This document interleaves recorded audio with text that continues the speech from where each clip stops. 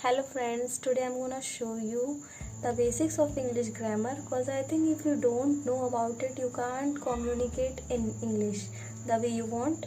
First, you have to know about all the basics rules of grammar. So if you didn't subscribe my YouTube channel, then please do subscribe. It will encourage me to do more tutorial like this where I will show you the basics and different kinds of things of grammar, because I think if our base isn't perfect, then we can't get good result. I have used both the languages, English or Hindi, both, because I think Hindi is our first language, so we can't forget our language or mother tongue.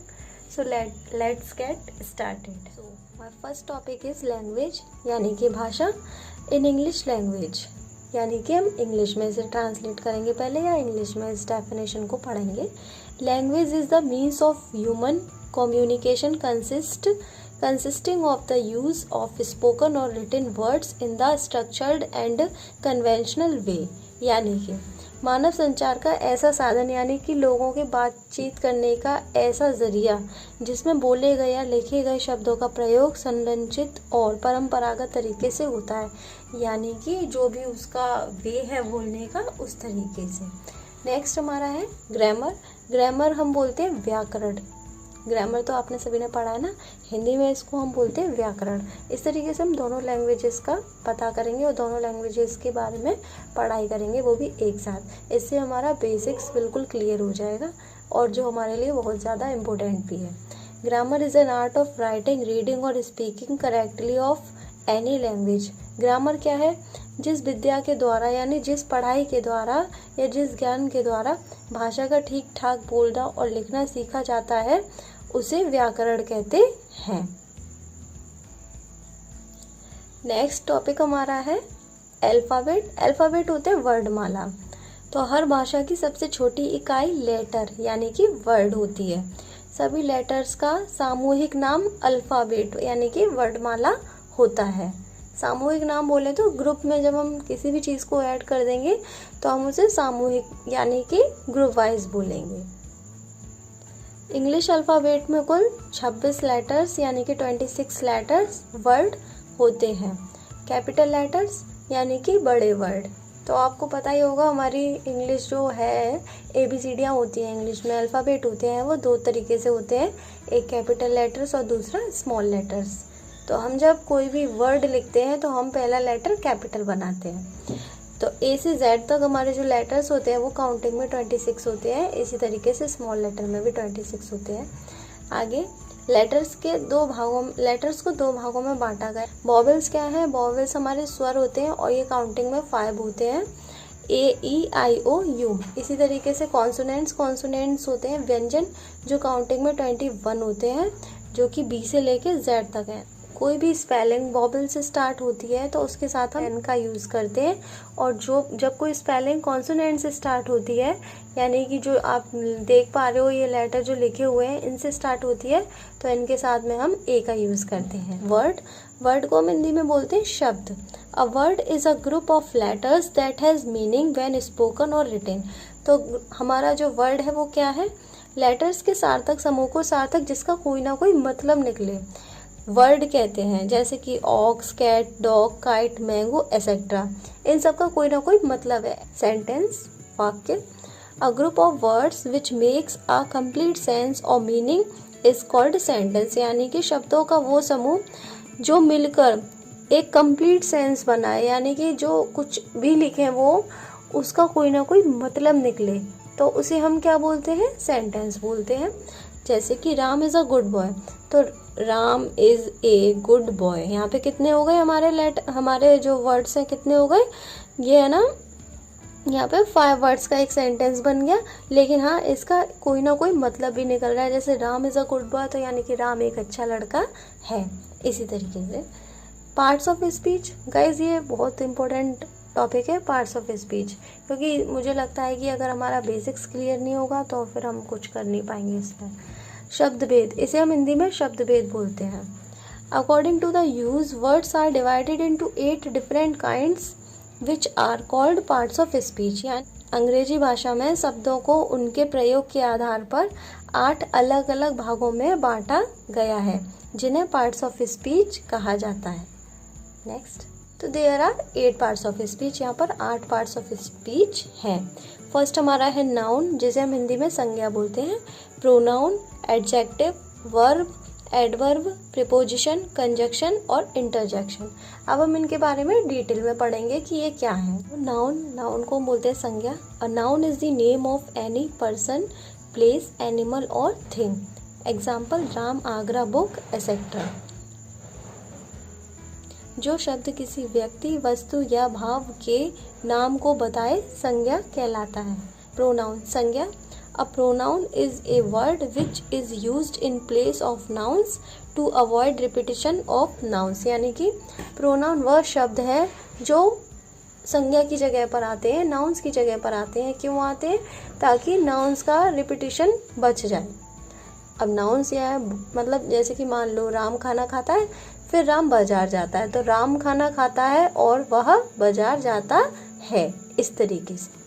इसके examples हैं he, she, it, they, she, them, mine, ours, his, etcetera. इसके आगे हम और भी examples add कर सकते हैं। एडजेक्टिव के बारे में, जिसे हम बोलते हैं विशेषण।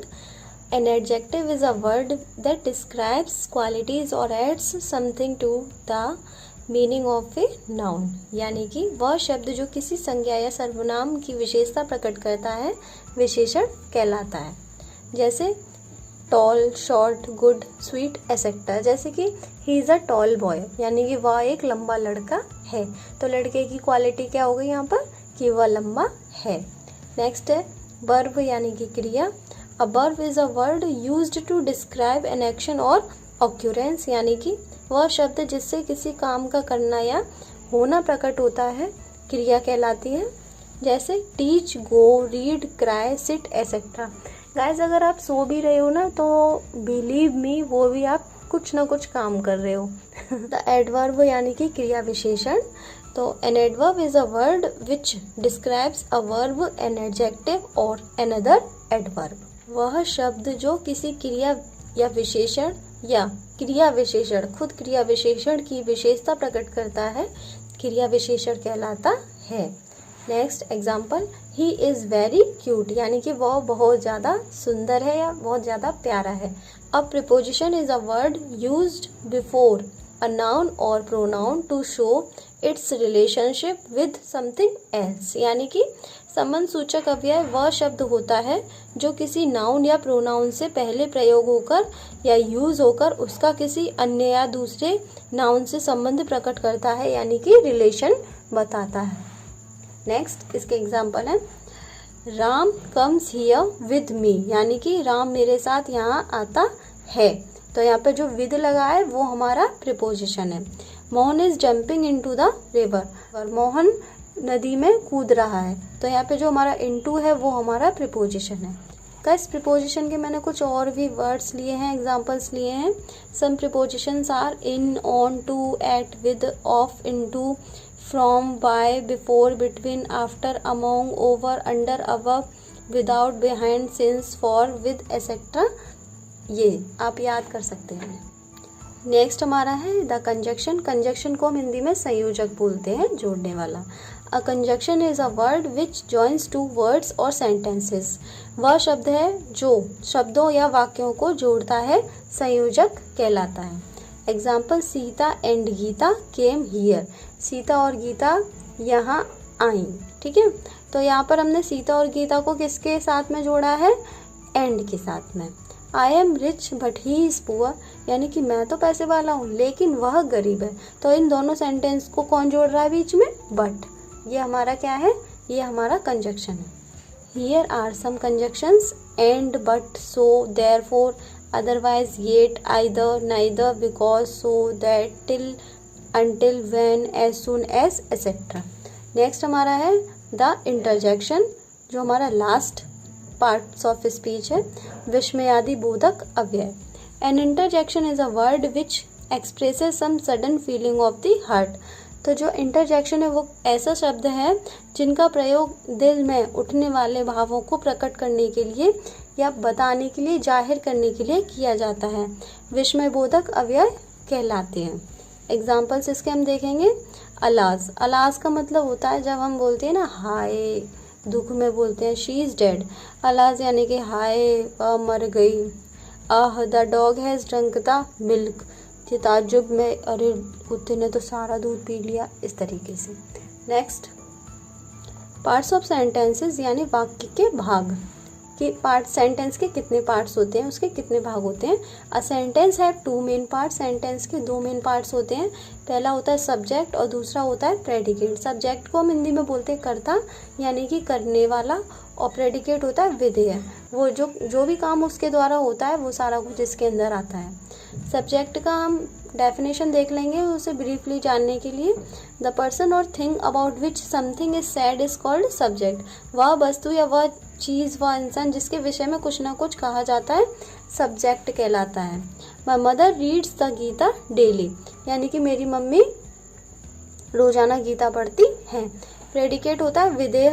What we say about the subject is called predicate, यानी कि हम सब्जेक्ट के बारे में जो भी बात कर रहे हैं वो हमारा प्रेडिकेट कहलाएगा। नेक्स्ट, हम इसका एग्जाम्पल देख लेते हैं guys. Some cows are grazing in the field, यानी कि कुछ गाय मैदान में घास चल रही हैं। प्रेडिकेट हमारा इसमें क्या होगा, are grazing in the field. तो गाइस, मेरी वीडियोस पसंद आए, मेरे ट्यूटोरियल्स पसंद आए हो तो प्लीज़ हमारे चैनल को सब्सक्राइब करना ना भूलिएगा। इसी तरीके से मैं आगे अगले वीडियो में नेक्स्ट टॉपिक के साथ आपके सामने हाजिर हो जाऊंगी। तब तक के लिए प्लीज़ अपना ध्यान रखिए, और हाँ, कोरोना के टाइम में प्लीज़ सेफ रहिए, मास्क लगाइए और अपना ध्यान रखिए। Thank you guys.